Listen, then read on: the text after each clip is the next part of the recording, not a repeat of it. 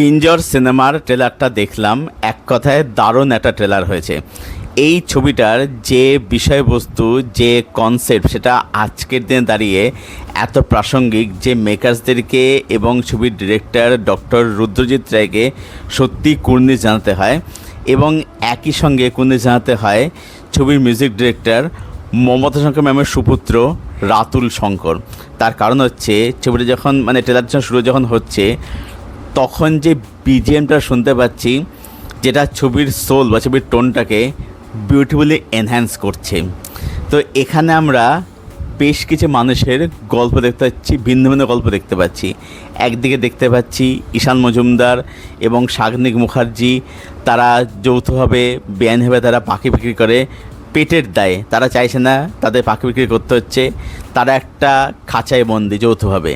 এখানে শাগনিকের ক্যারেক্টারটা মেবি সে হয়তো লোয়ার কাস্ট থেকে বিলং করে, কারণ একটা সিন থেকে যেখানে তাকে বলে বামনের ছেলেকে হাত দিলি, তো মেবি এখানে কাস্টের অ্যাঙ্গেল থাকবে, সে একটা খাঁচায় বন্দি রয়েছে। এখানে ঈশানের ক্যারেক্টারটা মুসলিম ক্যারেক্টার, মুসলিম ওখানে ঘর পাচ্ছে না, সে তার ওয়াইফকে বাপের বাড়ি থেকে আনতে পারছে না, সেও একটা খাঁচায় বন্দি রয়েছে।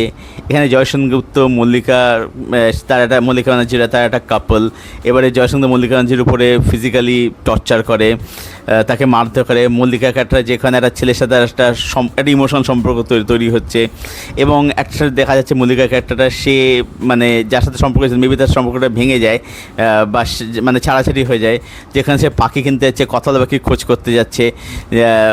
অবশ্যই এটা তার একটা এসকেপিজমের জন্যে আর কি। এখানে বুঝতে পারছি যে একটা সময় পরে শাগনিকের শতাক্ষী নন্দীর ক্যারেক্টারটার একটা সম্পর্কটা, শতাক্ষী ক্যারেক্টার সম্পর্কটা বোঝা গেল না।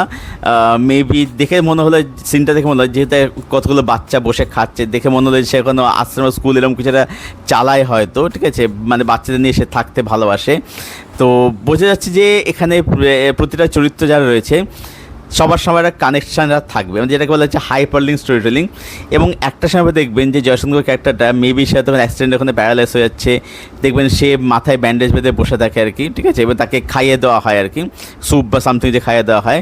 তো সে ওটা খাঁচায় বন্ধু হয়ে পড়ছে এবং সেটা মল্লিকা ক্যারেক্টারটাতে তার কাছে ফিরে আসবে আলটিমেটলি, এরকম একটা অ্যাঙ্গেল থাকবে আর কি। তো এখানে সবাই খাঁচায় বন্দি হয়েছে কোনোভাবে আর কি, সবার লাইফে ক্রাইসিস হয়েছে, এটাই হচ্ছে খাঁচা দেখছে ওদের কাছে, এটাই আর কি। তো মোমেন্টসগুলোকে এত বিউটিফুলি ডিজাইন করা হয়েছে এবং প্রতিটা চরিত্র হয়েছে যে একটা কোনো ইমোশনাল কোনো গল্প এখানে একদম থাকতে চলেছে আর কি। ট্রেলারটা যদি না দেখে থাকেন, ট্রেলারটা অবশ্যই আপনারা দেখুন, ভীষণ ভালো লাগবে ট্রেলারটা আপনাদের, আশা করছি। আর এরকম শর্টস আরও পেতে হলে অবশ্যই সাবস্ক্রাইব করুন YouTube channel. Thank you so much, bye by.